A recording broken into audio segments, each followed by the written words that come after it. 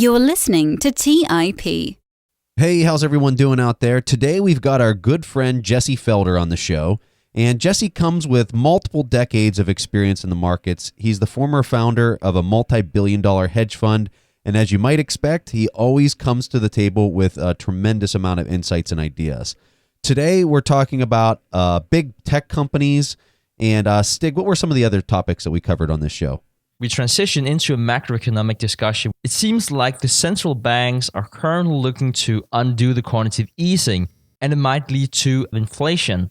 Now, this is a very interesting concept because if you feel that stocks and bonds are overvalued and you're holding cash, if we do see inflation, does that mean that you also need to diversify your cash? Not holding US dollars, but also euro and yen perhaps? And what about this new currency, Bitcoin? That's all the rage right now. Is that a good way of diversifying the cash position? Jesse Felder doesn't think so. You are listening to The Investors Podcast, where we study the financial markets and read the books that influence self-made billionaires the most. We keep you informed and prepared for the unexpected.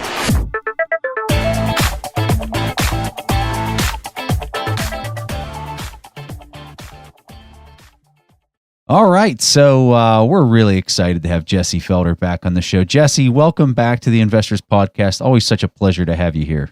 Thanks for having me, guys. Was it a couple of years ago you guys turned me on to the whole podcast world?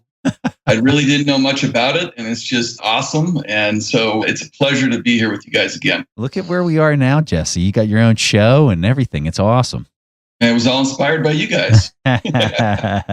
So we wanted to chat with you in particular about FANG Stocks to open up the discussion. We opened up this to our Twitter followers as well. We said, hey, we're bringing Jesse Felder on the show.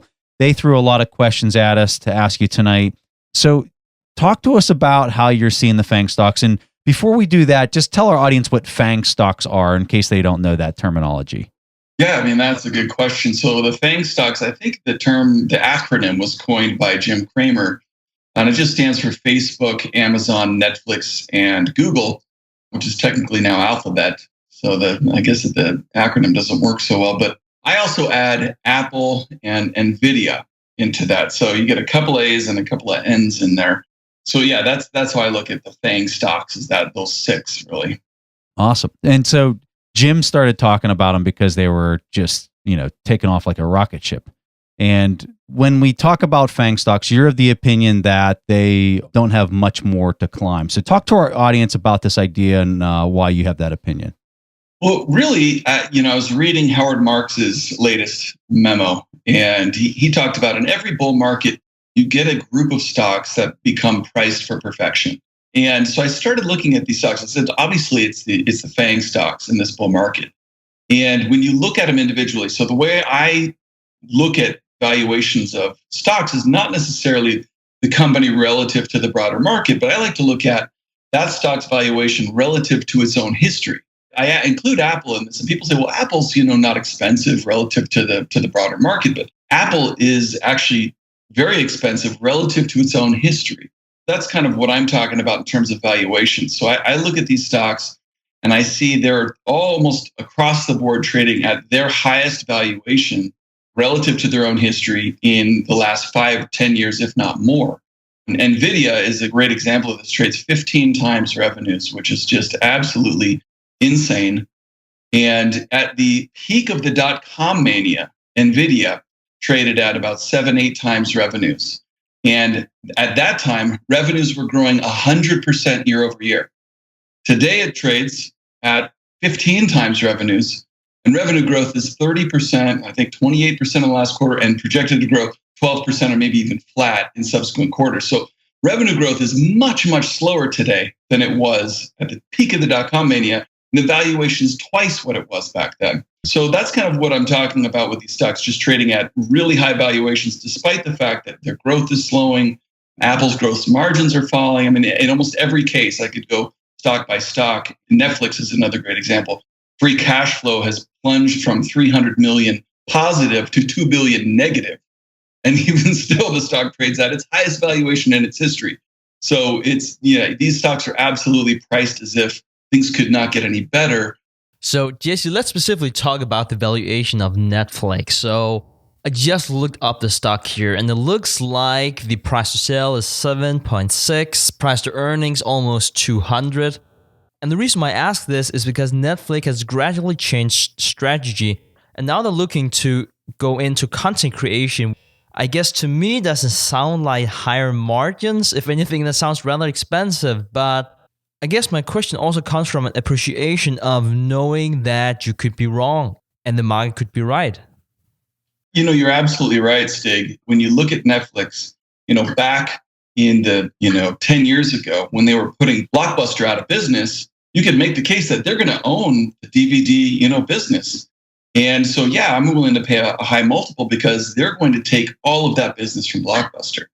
Then they went to video on demand. You go, wow, this is a new market and they're doing something brand new. And so maybe that does earn it a higher valuation and growth premium. But today, you're right, they're getting into content creation. And when you look at every single one of the company's competitors in content creation, they trade 1 to 2 times sales.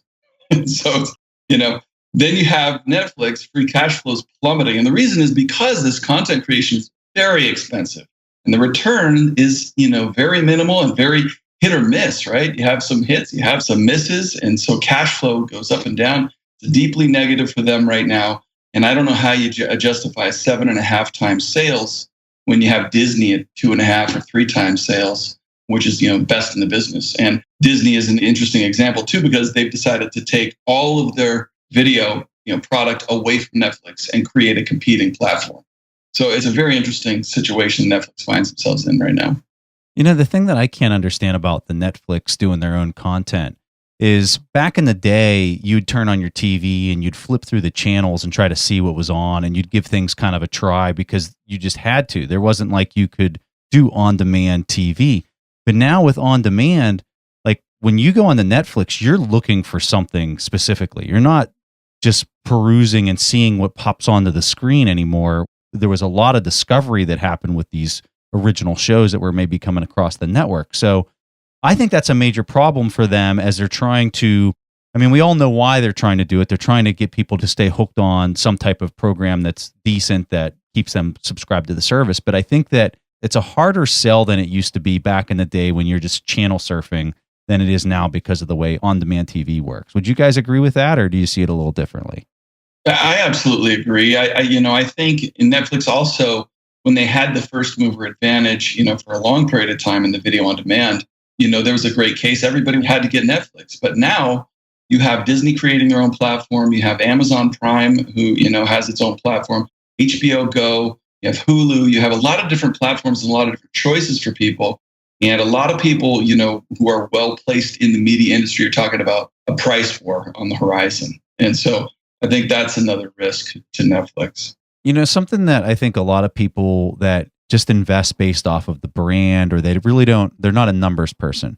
This is how I would like to describe this for people as they're thinking about Netflix specifically. So if you bought one share of stock for $183 right now, you could expect the profit after an entire year of buying that $183 business to be 43 cents. That's what it was at the end of 2016. It looks like the past year it's about $1. Let's just say best case scenario, it's $1. You're paying $183 to own a business that's going to give you $1 after a year. I wrote a blog post recently about this, and this goes to the broader market too, but this was specifically in regards to NVIDIA, Facebook, stocks trading 10 times revenues or more. Back in 2001, kind of late 2001, I think, Scott McNealy gave an interview to Bloomberg, and this was after his stock had just gotten crushed. And he was talking about the valuation of Sun Micro at the peak of the dot-com mania. And I got to read you this quote because it's perfect for what we're seeing today. It says that 10 times revenues to give you a 10-year payback, I have to pay you 100% of revenues for 10 straight years in dividends. That assumes I can get that past my shareholders. That assumes I have zero cost of goods sold, which is very hard for a computer company. That assumes I have zero expenses, which is really hard with 39,000 employees. That assumes I pay no taxes, which is very hard. And that assumes that you pay no taxes on your dividends, which is kind of illegal. And that also assumes with zero R&D for the next 10 years, I can maintain the current revenue run rate. Now, having done that, would any of you like to buy my stock at $64 a share? Do you realize how ridiculous those basic assumptions are? You don't need any transparency. You don't need any footnotes. What were you thinking? Yeah. End quote. And so that's the Nvidia today. That's Netflix today. It's Facebook today. All these companies that trade at very high price to sales ratios. And interestingly, at the peak of the dot-com mania, we had 29 of the S&P 500 components traded at 10 times revenues or greater. Today we have 28. So it's a very, very similar situation, actually. So we had a comment from an individual on Twitter that said, hey, are some of these prices justified because interest rates are a whole lot lower than they were back in 2000? What do you say to something like that? So I think the best quote that I've heard about this, best way to think about this is there's an incredible dichotomy.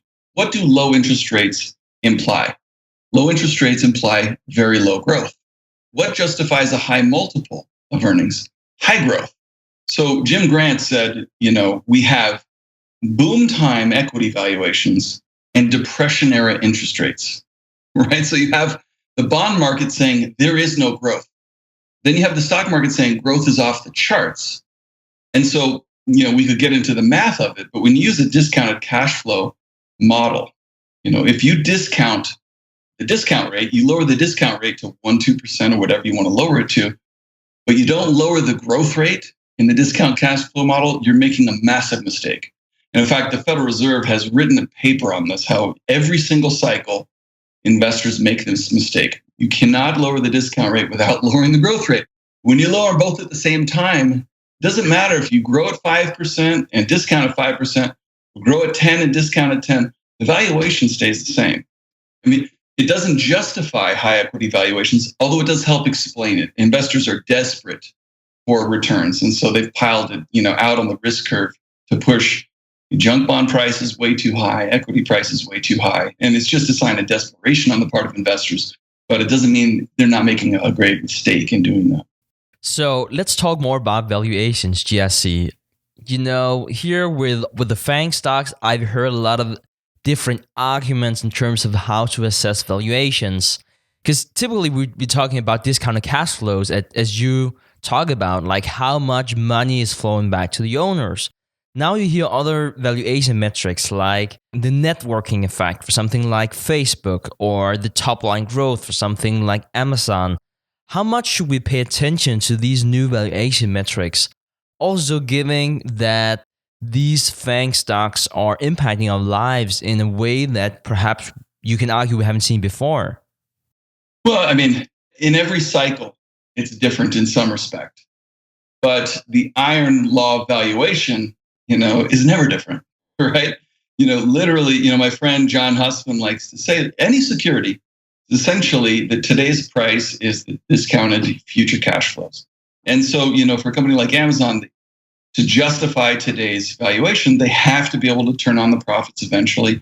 And when I look at the valuation of Amazon specifically, it's trading at its highest valuation in 10 years. And I just look at price to sales again, because there really is no income. So you can't look at a price to earnings ratio. You look at a price to sales ratio, and at the same time, growth has been cut in half or by 2/3 over the last 10 years. So the growth rate is falling dramatically. And you can see this in Amazon trying to get into other industries. The risk there is that Amazon now is drawing the interest of regulators in terms of antitrust. I talked to my friend Peter Atwater about this, and he says, welcome to the backlash era. We're now seeing, people around the world, this populist movement. People are tired of being taken advantage of. They're tired of being bullied. There's been a backlash towards politicians. There's been a very, very justified backlash towards sexual harassers. And that's not just a trendy thing. That's very, very justified.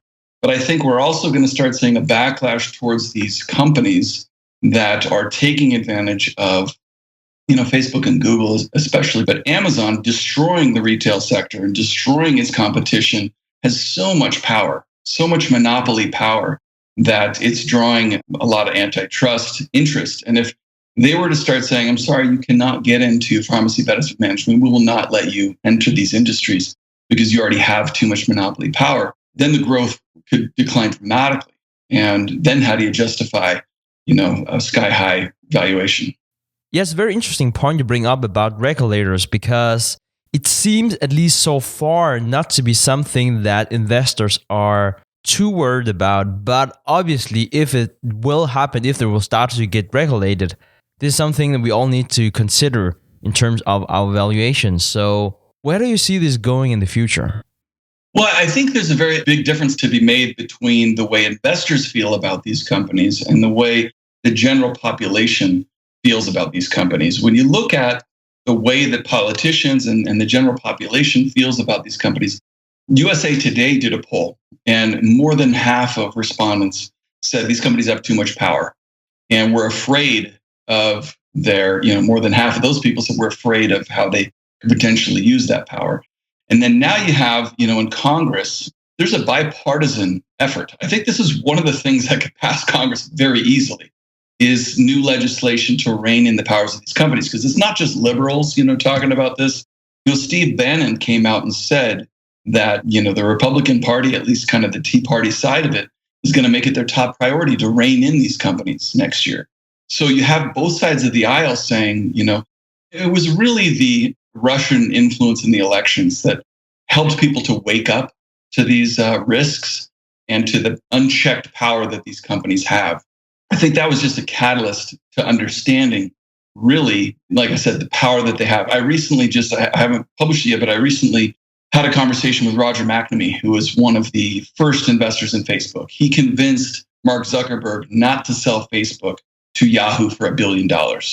He also introduced Sheryl Sandberg to Mark Zuckerberg. I mean, the guy's been instrumental in Facebook's evolution as a company.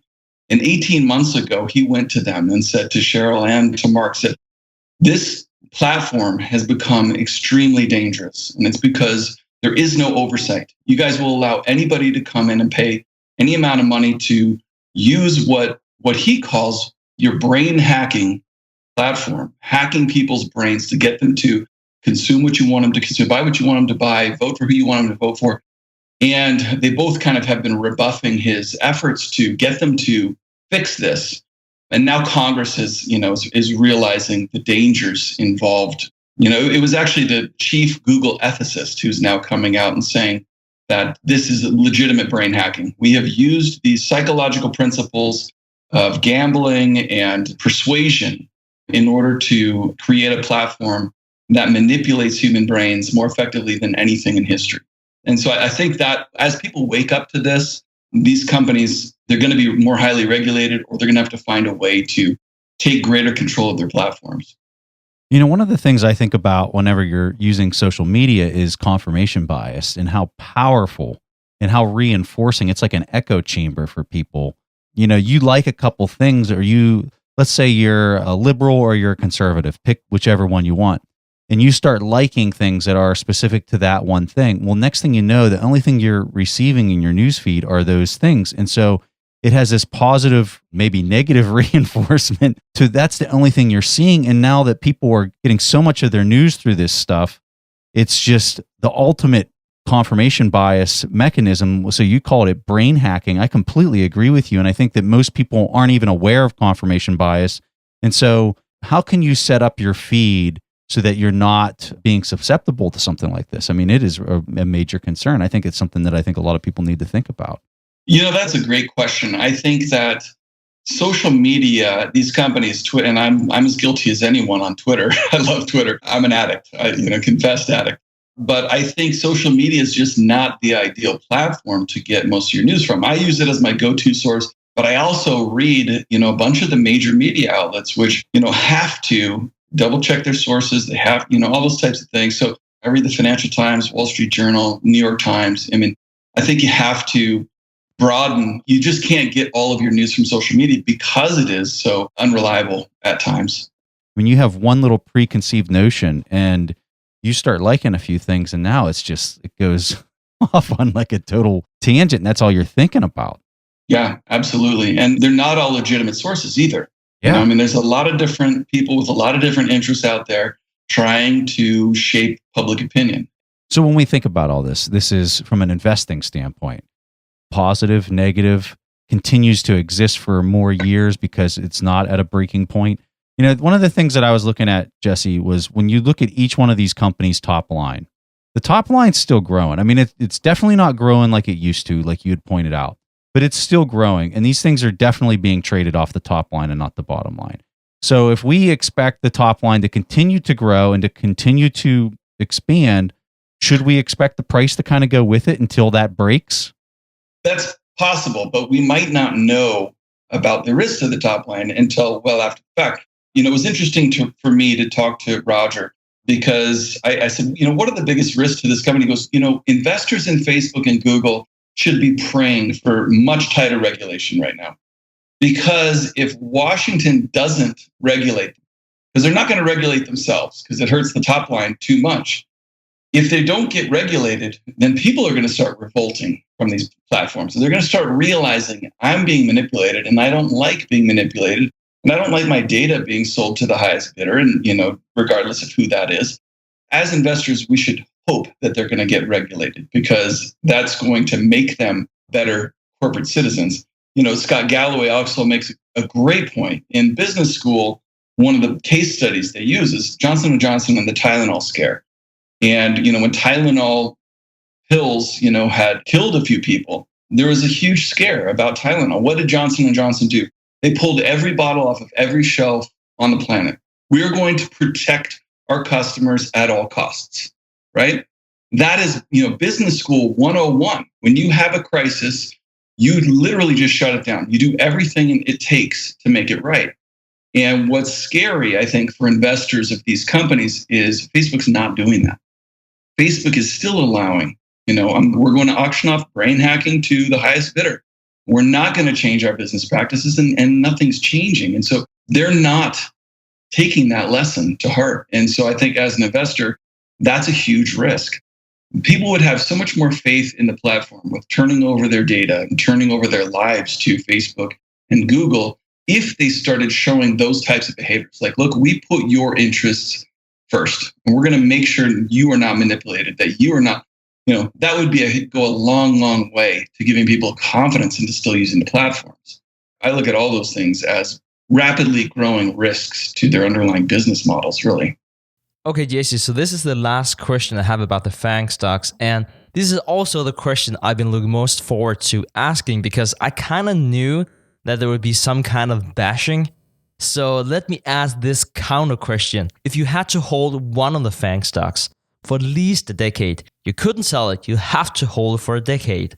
Which stock would it be and why? Yeah, that's tough. So for me, I want to own stocks that I think are very cheap, out of favor, classic value. My favorite way to think of it is the way Jim Rogers put it, which is I want to wait until I see $5 lying on the ground and all I have to do is pick it up. Like it's that obvious. And I don't really see any of these stocks as being that $5 lying on the ground right now.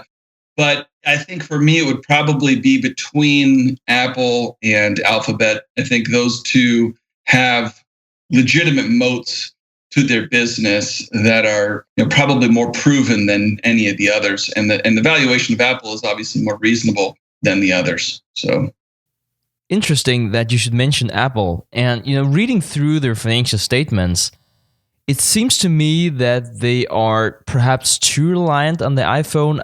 Can't remember the exact number, but it's something like 70 or 80% of the revenue that comes from iPhone. So as an investor, even though that this is the biggest market cap in the world, quickly approaching $1 trillion, should we be concerned that consumer preferences might simply change? I really do think that's a legitimate risk to Apple. I mean, the thing about all these companies is people don't remember a time before the iPhone. They don't remember a time before Facebook. But the history of technology is that, somebody had a great tweet recently. It was the cover of Forbes 10 years ago. Will anybody ever be able to chip away at Nokia's ownership of the cell phone market? And this was 10 years ago. And, so there's always a king of technology, but it changes. It doesn't seem like it changes very rapidly, but it does. Every 10 years, it seems like there's a new king. And, for me, I am an Apple fan, totally sucked into the ecosystem. I was just looking at Google Trends. You look for searches for feature phone. And what's a feature phone? It does talk, text, and music. That's it. And feature phones, I think, could be the next big thing in mobile devices because people need to be able to get away from the social media, get away from the notifications.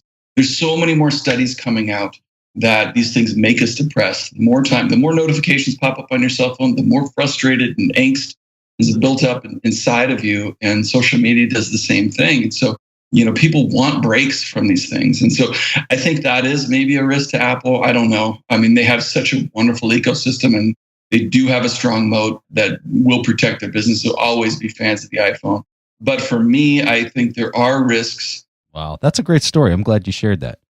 All right, so Jesse, let's transition into talking a little bit about something you were hitting on earlier, which was inflation and growth and intrinsic values when you're doing discount models, because I think that this is something that a lot of people are wanting to hear more from you on. So what would you say as you're looking at this moving forward into the next 10 years? What are you looking at for a growth rate? Like, what do you think is reasonable? Gosh, again, my friend John Hussman has done some really interesting work here. And it really depends on where you are in the cycle. When you have 4% unemployment, there's just not a lot of potential left in the economy to create a ton of new jobs. And that's a lot of the times where growth comes from. You look at, periods of really good growth, and you start with a high unemployment rate, and then, the jobs take care of the rest.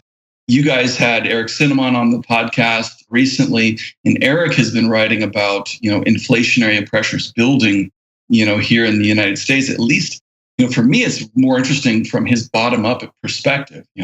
He's tracking, and listen, I don't know how he does it all, 300 conference calls a quarter, Yeah. And when he does all that, he's hearing wage inflation becoming a big problem for these companies. 4% unemployment, it makes a lot of sense.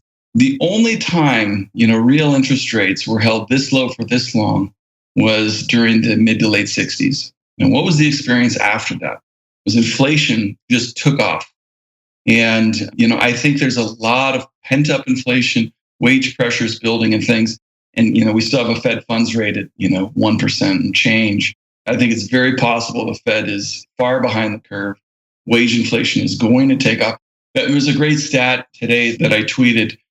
Japanese beer brewers just raised prices for the first time in 10 years. We're starting to see wage pressures in Japan, the epicenter of deflation. And so if deflation is potentially ending in Japan, we're starting to see wage inflation there. This is a global phenomenon. And if we start to see inflation around the world, all of these central banks are going to find themselves so far behind the curve and have to, raise interest rates rapidly to try and play catch up. So it's a very interesting time. I mean, so when we talk about what does that mean for people that are listening to this and they hear, if let's say that is a true statement and that happens, what happens if they have to start raising interest rates quickly like that? Well, the first thing I think about is if you justify high valuations with low interest rates, your premise is immediately evaporated by higher interest rates. I don't think that means much in the minds of a lot of bulls today. But when you look at, junk bond yields in Europe at, less than 3%, companies have been able to borrow at incredibly low interest rates. You have, junk bond yields here in the United States at 5%.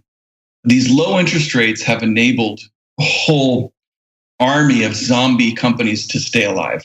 And that's, kind of prolonged the cycle and prevented a real washout of businesses. If you have been financing your business at 3, 4, 5% for the last 10 years, and all of a sudden you got to refinance at 6, 7, 8%, those zombie companies are toast. And you're going to have a new credit cycle where defaults start rising at a corporate level, and then spreads start widening, and that's not good for risk assets of any sort, including equities. Yeah, this has been the story for so long that we've been talking about is, how much longer can the Fed do this? Now, something that I find really quite interesting is when you go back and you look at the balance sheet of the Bank of England, the ECB, the US, and Japan.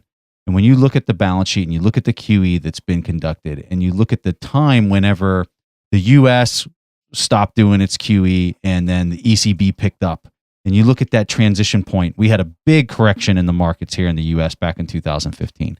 You go back, I think it was in 2013, was it? 2012, I can't remember. You saw another similar event where basically the quantitative easing was swapped and you saw a big correction in the market. And this is when the ECB just started doing some QE. Right now, you turn on the news and you see guys like Ray Dalio that are saying, hey, the central bankers are done. They're going to start pulling this back come 2018.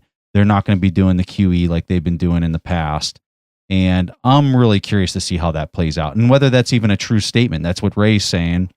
The Fed has obviously stopped, but the ECB still has it turned on full throttle. So are you hearing anything different? Are you seeing that the ECB is going to start pulling back on some of their quantitative easing efforts? Is that going to be something that we see a major transition in 2018?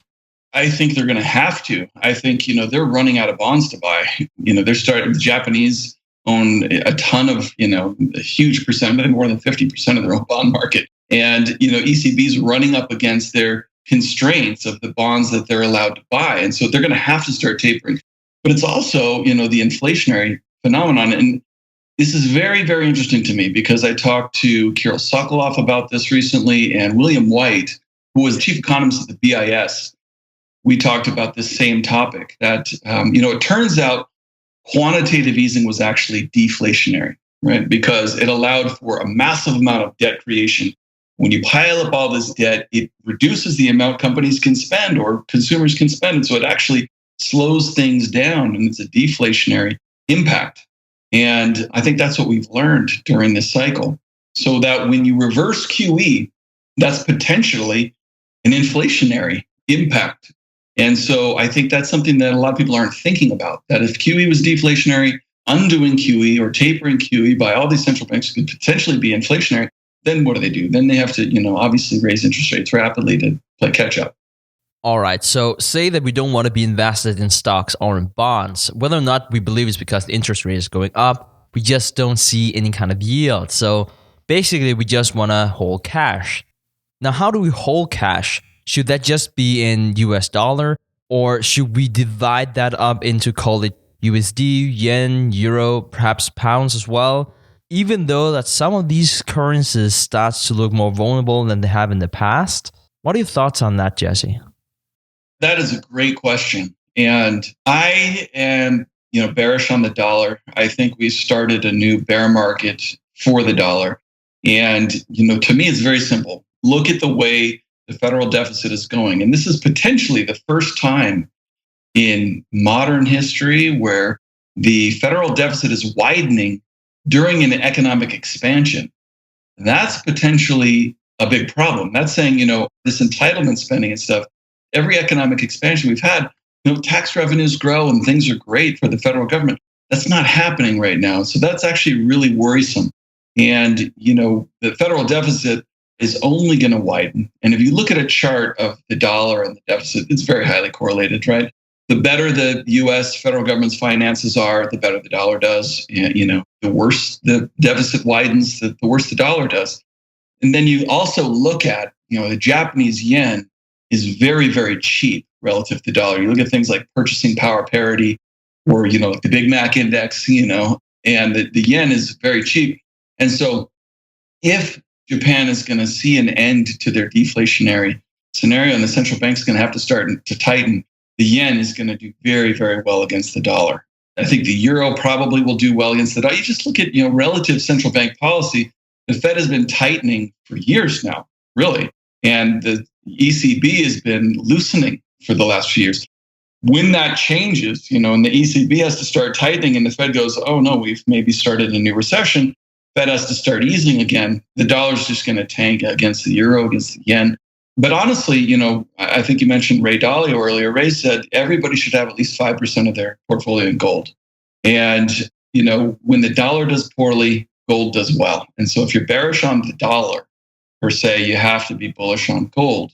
And so financial assets are extremely expensive. We have bonds and stocks. I can't remember which brokerage firm came out recently, a research house came out and showed that since 1900, the combination of stocks and bonds has never been this highly valued in history. So they're both extremely expensive.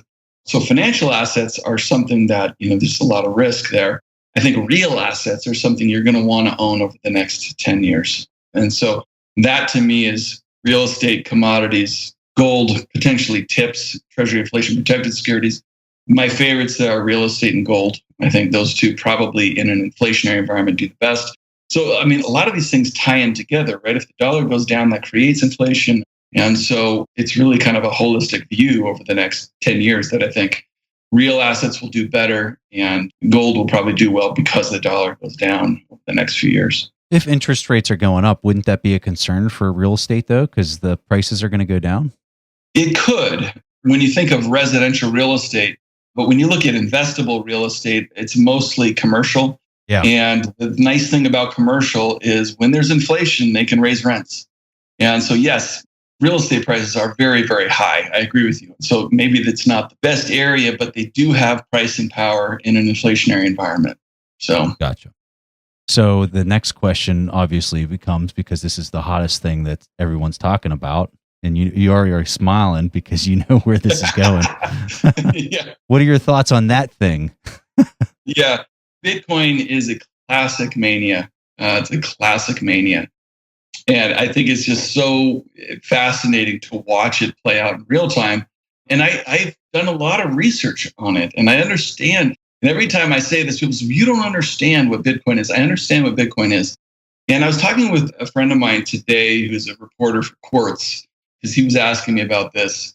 And, I think Bitcoin is a technology. Blockchain is a new technology. And the blockchain possibly has a lot of potential value, but if there's any lesson from technology, it's whatever's great today, somebody's going to come up with a better version of it tomorrow.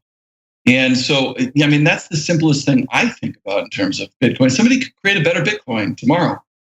Central banks are talking about creating their own Fed coin and, these types of things.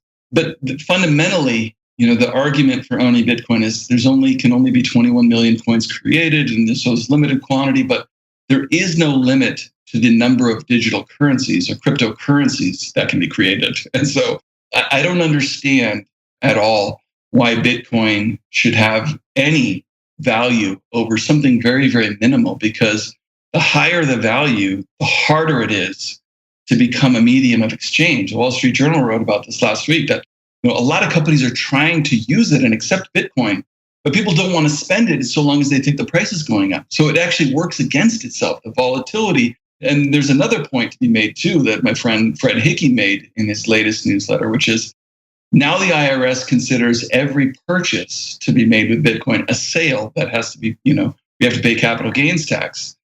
You don't have to do that on your dollars. Yeah, I think that's a big concern. A lot of these companies are saying, okay, we can't accept Bitcoin anymore because we don't want to be responsible for reporting to the IRS. And so there's so many issues with it, so many problems. It's modern day tulip mania in my mind. See, I'm a fan of it. I really am, but I think that I have some concerns, obviously, and I think that there's concerns of it going into the mainstream adoption. I think that's a lot of risk, a whole lot of risk if you're going down this path. And I think the point that you just made, I think, is a huge point with it being treated as if it's a security, because companies are not going to want to accept this if it's being treated as a security for all those reasons. I think the other concern is really from the government side of it. How is the government going to play with this as it continues to mature? The part that you had mentioned there, Jesse, about people not wanting to spend it because the value's going up, I think that has a potential to even compound the interest into it even more. And I think that it has a potential to drive a network effect, maybe even a bull case for it based on that. But man, there's a lot of smart people in this space. There's a lot of coins trying to beat Bitcoin. So even though you own Bitcoin today, there's a lot of ones that are very high in market cap that are trying to rise up in there. And man, I think that if you're in this space, it has a potential huge upside if it actually does become some type of world currency. I think it's an interesting, my friend Stephen Bregman, Horizon Kinetics, brilliant thinkers there. Some of my favorite guys to talk to and read their thoughts. They've been in Bitcoin for a long time. They're very early in it. And the way they look at it, I think, makes the most sense. That if you look at it as a lottery ticket, as that if it does take over a portion of the global transaction market, then it's worth a ton of money. But I think for people to put any more than 1-2% of their portfolio in it is taking on way too much risk. And what you're seeing today, are the classic mania signs of people selling their homes and putting all of the money into Bitcoin. Yes. Neil Kashkari, the president of the Federal Reserve Bank of Minnesota, said he tweeted this, somebody stopped him in line at LAX when he was trying to get on a plane and said, what do you do for a living? Oh, I'm the president of the Federal Reserve Bank of Minnesota. And said, well, I just hold out $35,000 of my home equity to put it in Bitcoin. What do you think? And it's like, those types of decisions are classic signs of a mania. Yeah. And so most people are not looking at it like Steve Bregman and Horizon Kinetics are looking at it. That's exactly what Stig and I have been saying on the show is, it's almost like a venture capital play. If you're in this, you're kind of looking at it as like the odds of this turning up are probably 20%, 10%, but the upside is absolutely astronomical. It's huge. And so like if you're throwing more than 5%, if you're taking more than 5% of your net income, and it really depends on the person, like, 5% for Jesse might be different than 5% for Preston, which is different than 5% for Stig, because it's really about, if you lose all of that, is that going to impact your life? That is actually a great point. And that's what I tell people about trading, about anything, is create yourself a nice diversified portfolio of stocks, bonds, and real assets, which I think most people overlook. And it can be a third. It can be very, very simple. And then if you want to speculate in the stock market, you want to learn how to trade, you want to, speculate in Bitcoin, take as much money as you're willing to lose. And I'm talking about, in trading stocks, don't put more money into that than you're willing to lose, because even just in learning how to trade stocks, if you read Market Wizards, one of my favorite books, these are the most brilliant minds in the business. And almost every single one of these guys has gone, completely wiped out their trading account as they're learning how to be good traders. They're learning how to be good investors. A lot of times, more than once, 2-3 times, they wipe out their trading accounts. But they look at it like, and I love this term, tuition at the school of trading. It's okay to lose money as long as you learn something from it. And so I think most people put the money in Bitcoin, but don't put more than you're willing to lose. So, but look at it that way. And I think that's something that also Paul Tudor Jones, preaches, is think about your risk first. Don't think about how much money I could make. Think about, the risk first. Absolutely. That's some sound advice right there. I was just going to say, I don't know how environmentalists are not already completely up in arms about the whole Bitcoin thing. Bitcoin just by itself, excluding the other cryptocurrencies, the blockchain behind is already using more energy than Nigeria. And if it does get bigger, the estimates are it could use more energy than Japan. And so, for me, the energy usage too is also, that's just massive and costly. And I don't understand how you could be an environmentalist and a Bitcoin investor at the same time, because they are mutually exclusive at this point. Great point, Jesse. So I would like to bring up the concept of trust here, because whenever we're talking about money in the conventional sense, it doesn't really have any type of utility. The only reason why it's worth something is because we agree it's worth something. You trust the system. You trust that you can actually get milk or whatever you're trying to buy for your dollars. So how does trust play into this discussion about the validity of Bitcoin, in your opinion? That is a really good question also. And I think Bitcoin has yet to be really tested in terms of trust. I worry about the platforms we saw the other day when there's some higher volatility that Coinbase went down, so you couldn't be traded as the biggest trading platform for it. There was an accident where a bunch of Bitcoins were wiped out because somebody hacked a platform by accident. For me, I just come back to, gold has been money for 5,000 years. And no matter what, you can take a gold coin and somebody will trade you something for it, because it's been accepted in society for a very, very long period of time. And every single time throughout history, when money has been debased to a great extent, people have fled to gold. And that's just a historical fact. And so I think if you're looking for something that has a historical, basis in protecting you against money creation, protecting you against those types of things, gold is really the answer. Bitcoin is very interesting to me, and I really do sympathize with the underlying story of it. The lack of faith in central banks who've created these bubbles and printed a ton of money. It's something that I've written about for a long, long period of time. And so I do sympathize with it. But I just think there are too many problems in the fundamental case for owning it, too many inconsistencies, that it's hard to really put much more faith in it than looking at it as an option or as a lottery ticket, like I said. Yeah, I would have to agree with you on the fact that there's no incentive. If anything, they're incentivized to manipulate their monetary baseline to manufacture growth.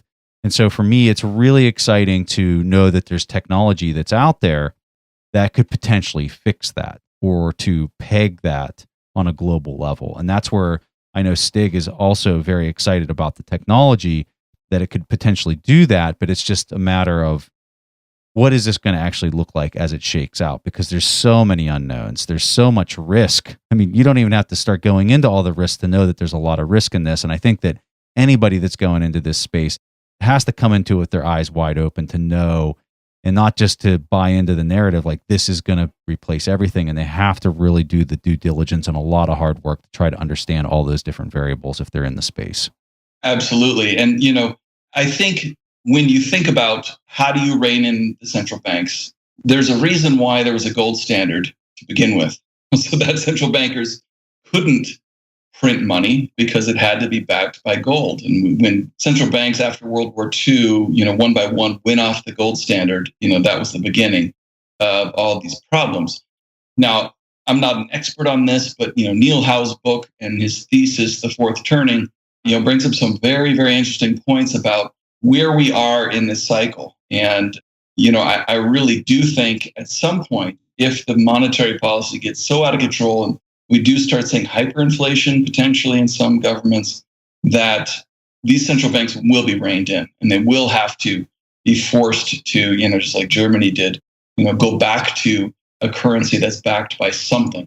It's a lot of, speculation, but when you look at the trajectory of the U.S., federal spend, we have $100 trillion of unfunded liabilities. How much will is there at Congress to reduce Medicare, to reduce Social Security, to do these things? You vote for that, and you're going to get voted right out of office. And so there's a lot of people who have hypothesized that those things will never be reformed, and the only way they're going to get paid for is by printing a ton of money. And so, yes, I do understand. And it makes a lot of sense when I own something like Bitcoin, own something like gold, that protect them against that scenario. Hopefully, someday we're going to hit some type of a crisis that forces people to rethink these central bank policies and to rein them in and take away the powers that they have abused. Very interesting discussion. All right, Jesse, such an honor to have you back on the show. We always have so much fun when you come on. If people want to learn more about you, where can they look you up? I try and write on a regular basis at the Felder Report. I put up blog posts there. I'm really active on Twitter. I try and, I do a ton of reading and research, and I tweet most of the stuff. It's just at Jesse Felder, and follow me on Twitter. And it's, like I said, I put up most of the stuff that I read that I find interesting. I'll tweet it out. Awesome. Thank you so much, Jesse, for coming on the podcast. All right, so this is the point in the show where we play a question from the audience, and this question comes from Amit. Hi, Preston and Stig. My name is Amit. I'm from New Zealand. Thanks so much for putting together a great show, and my wife and I are really big fans. My question is, what do you think will happen with the Bitcoin price if the CME offers Bitcoin futures? Thanks, and keep up the great work. All right, so Amit kind of cheating here by answering this one because the futures started this past Monday, actually Sunday night. So it's been active for a couple days now. We're recording this on a Wednesday, so it's been about 3 days since the futures went active. And what we actually saw was the price spiked up and it's plateaued and now it's coming off a little bit. But I think it's still really early to have kind of any idea what kind of impact this is going to have into the long term. Before the futures opened up, I was talking with Pierre Richard about this, and I told him that, for me, it was a 50-50 split as to whether this was going to make the price pop or make the price go down. I think a lot of people on Wall Street, my personal opinion, having friends on Wall Street, are very skeptical with crypto and Bitcoin in general. So I think a lot of them are anxious to short Bitcoin and to sell it short. But I think that a lot of them aren't stupid either, and they've seen the price go wild for the last year. And I think a lot of people are hesitant to step in front of that freight train. So I think what you might see with this is if you do see the price start to pull back, which I think is a very real possibility at this point because the price movement has been just going wild. And I mean on a tear. And so I think if Wall Street does see this start to pull back and start getting a little bit of momentum in a pullback, I think you could see the futures market really heavily compound on that and really cause a pretty abrupt pullback, maybe even down to like $5,000 or something like that. But there's no way of really knowing. I mean, that's the thing with futures. I'm curious to hear what Stig thinks. For some of the listeners, there might be, like we heard futures, but what is it really? So I think before we talk about Bitcoin, perhaps the easiest way to think about a future is to think about a typical commodity. It could be something like oil. So if I'm an oil producer and I plan to produce, 10 barrels of oil in, 6 months time, I can log in that price already. So it's actually a very convenient mechanism for a lot of producers in terms of budgeting and scheduling, knowing that you have that price. And obviously the price could go up, and obviously you'll be paying an opportunity cost for the price going up, but you can also make the counter argument. So it's basically a question about certainty. So what's going on with Bitcoin futures? Well, one thing I would like to add here is that a Bitcoin future is settling cash. So it's not like you actually see when you buy a future with physical delivery for something like oil, you actually own that oil. That's not the case here. So it's all settled in cash. And basically what that means, just to give you an example, is that if you buy one Bitcoin contract, and a contract is composed of 5 Bitcoins. So right now, here's the middle of December, the price is around 16,000. So it will be around $80,000 for one contract. You would have what's called a tech. It's basically just a fancy way of talking about the minimum fluctuation. That would be $5 per Bitcoin. So if you have a tick up, that would be $25. So that means that if you are having the long position in that contract, you'll be gaining $25, and then your counterpart, you'll be losing $25. Probably doesn't come as a surprise that most people are bull. If I look at the future with the expiration date in March, middle of March 18, it's trading up 17,280 right now. It's very interesting to see what happens when the money is in the hands of the bull. If you see a transfer of wealth, if that actually materializes, or as Preston talked about, if you see the opposite, perhaps. I do want to point out again that this is not like an ETF. It's not like an ETF where you will buy that ETF in the S&P 500 and then they will actually go into the market and then buy those 500 securities in the S&P 500. That's not how it works. This is all cash-based, and it's kind of like a separate market. You can now pour a lot more money into the market, but it's not like you would necessarily hold Bitcoin, which would clearly move the market a lot more. For the new futures that you see, I expect almost all of them, if not all of them, to be cash-based, but I would definitely pay a lot of attention if it's not. The thing that I guess that I find interesting with the futures side is if the derivatives are now stood up, that now opens the door to ETFs, which then adds more and more credibility to all of this. And I think that for the US to step in and the government to step in and shut down exchanges, I think that becomes so much harder the more reinforced all of this becomes with derivatives and ETF type products later on. I'm kind of curious to hear what you think about that, Stig. I thought a lot about that, Preston, because you're starting to see a lot of regulation. And regulation is something that we typically look at as that is bad, at least for the price of whatever. Like if this is a stock and there's a lot of red tape, it might limit the growth of that company and whatnot. Whenever it comes to something like Bitcoin, I actually see it primarily as a good thing. And if you look at the first regulation that you had about Bitcoin, that was in Japan in 2014 after the exchange Mt. Gox was hacked. The most welcoming country in the world for Bitcoin, that's Japan. Is probably because they're more getting used to it. And also, if you regulate it, you legalize it, you accept it in one shape or form. And I think that's very important. So if you set up futures and perhaps even that link directly to an exchange, you will need to build a system around it. You will need to have something that's public, that's going in and handling it. And that just provides a lot of legitimacy to a lot of investors, not just private investors, but also institutional investors. So what would happen if we see like an entire ban? I mean, because that's definitely a different concern. It's actually very interesting now, currently being in Korea.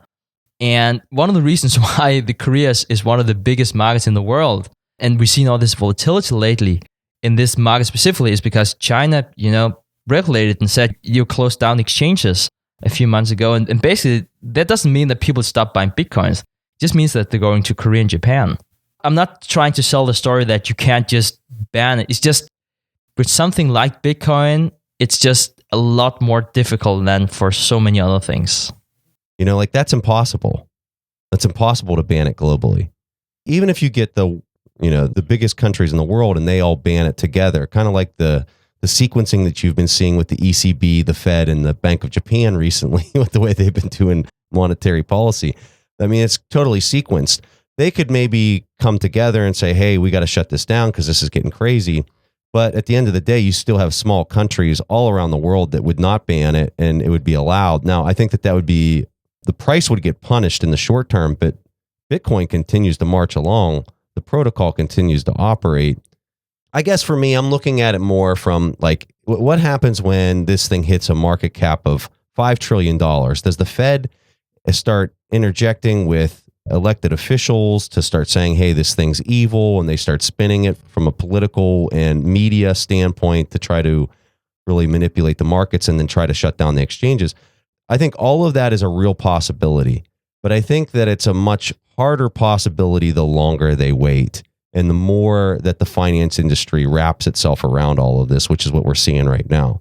I mean, that's my opinion. I would love to hear somebody say something, a good, strong counter argument to that, because I mean, for me, it's a huge risk and it's something that I really want to fully understand. I just haven't really met anyone that I think can really make a strong argument around why that's going to happen. I hear a lot of people say that that's going to happen, but then they have no substance behind the opinion, like there's no substance on why or how they're going to do that after so much is kind of, I don't know. Shoot us some good articles. If people are listening to this and you got good articles, please send them our way because we're really curious about that risk. And I think it's a big risk and it's a concern, but I don't have any substance behind it.